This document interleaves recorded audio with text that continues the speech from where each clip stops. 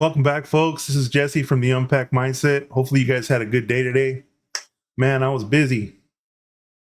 So, what are we going to talk about today? I got a question for all of you. You ever, you ever look at somebody you love, like you really love, man, and you realize they're drifting so far away from you that you can't even hear them? Like you can't hear them anymore, right? It's like they're speaking from behind a foggy glass, man. And no matter what you say, no matter how hard you bang on that window, you just look back, or they just look back at you, and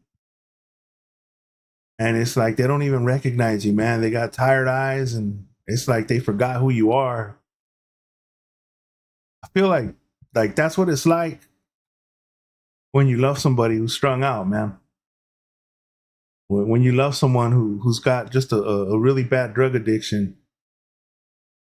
and it's like you try to talk to them, but it's like you're talking to a ghost who forgot to die. And sometimes it feels like you're talking to a demon, man. For those of you who've experienced this, you know that substance abuse consumes anyone, right? It can consume anybody, right? It takes mothers, fathers, brothers, sisters, friends, uh, co-workers, you name it. It just doesn't profile one individual, one type of individual. It can affect anybody, really. It's crazy how you can grow up with somebody,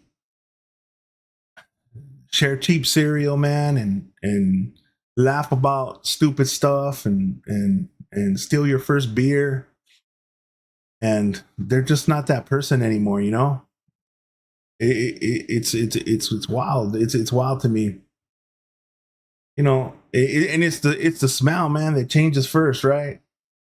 I'm not trying to poke fun at people in that situation, because it's it's like it's like a distinct odor, man. It's a distinct odor of burnt plastic, man, and broken promises, and you want to be mad, but you see a flash of who they were, man. That grin, that stupid joke they used to tell, and your heart folds in on itself. And if you go for an extended time without seeing them, and the first time you see them, it's like, man, it's like you're at a loss for words. Sometimes they act normal, sometimes they act like you're the reason why they're in that situation. Why you're the reason why, as to why they made their choices. And it's difficult because you want to help more than they realize, but like they see your boundaries as disrespect, man. And they don't see that you're not trying to drag your peace and your family into their storm. They don't see that, because they're so caught up in their storm. And you tell yourself, right, like, man, I can help, I can fix it. But addiction, I feel like addiction doesn't want fixing, man. Addiction wants company, man. Maybe for some people there's moments of clarity, right, where they want that fixing, but it just seems like they want company before they want to correct themselves. It's like it wants you down there in the mud, but just close enough to where like you can't pull them up. That's the part that nobody talks about, man. It's like how loving somebody with an addiction makes you question your own goodness. It's like you start wondering if your thoughts are in the right place, and the emotions, man, they come one at a time. Either they come in packs, like anger, sorrow, man, and you're worried if they're still alive, right? Sometimes you go through parts of town, man, hoping that you could see them because maybe it's like the last time, you know, it's like the last time we'll see them. I don't know, you know, and you ask yourself, you got to ask yourself these questions, right? It's like, why did they choose this? You know, why did they choose to hurt everyone else around them? You know, why do they got to make everybody hurt? It's a trip, man. It is. It's crazy, you know. But that's the one thing nobody chooses. Nobody chooses it, man. Not fully.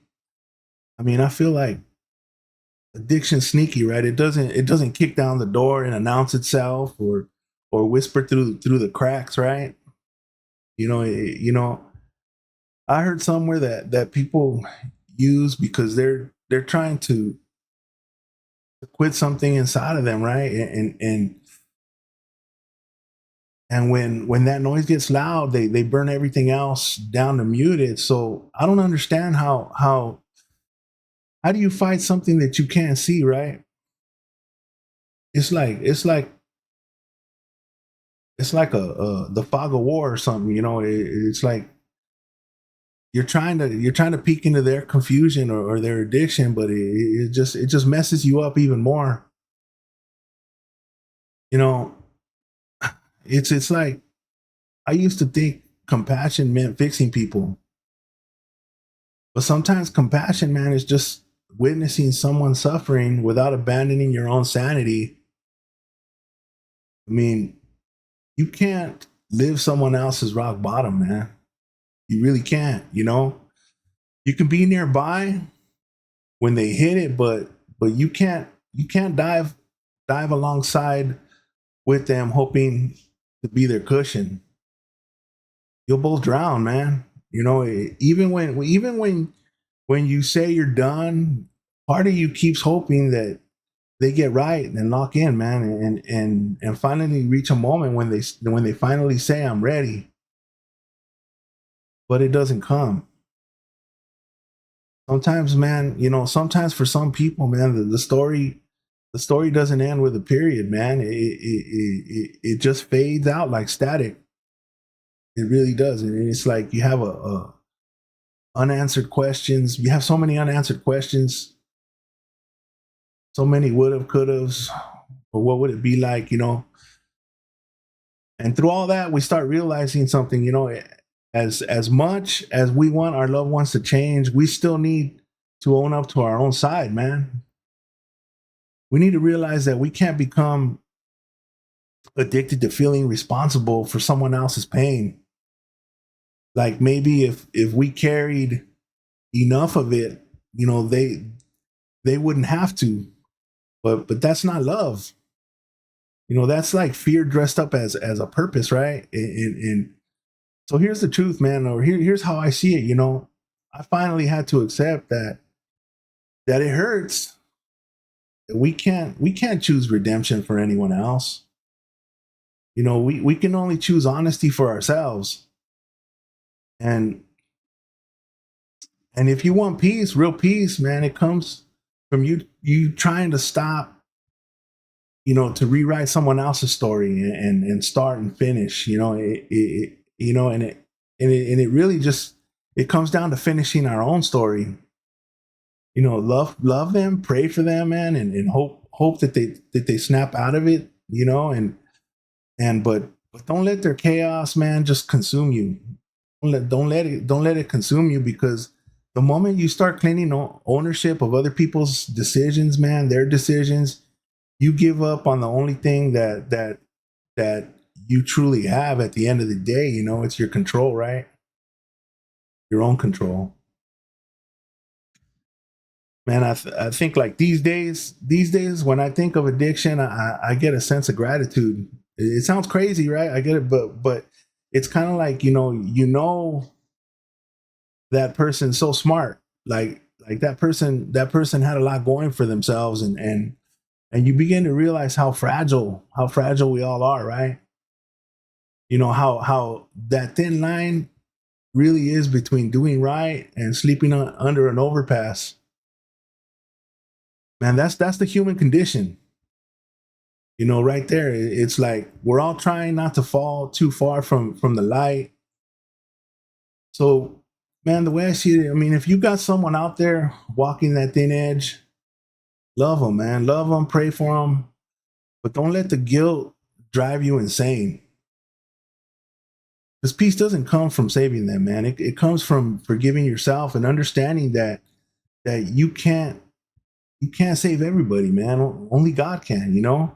And maybe, just maybe, on some quiet night, you know, they'll find their own reflection in the dark, man. And then remember the people who never stopped hoping for them, praying for them, man. You know. Anyway, I'm gonna let you guys go with these thoughts, and if you like what I brought to you guys tonight, if it spoke to you, man, like, subscribe, man, share. Yeah, but I feel like that's love, man. When you understand that, you know, you got boundaries. Anyways, have a good night. Thank you.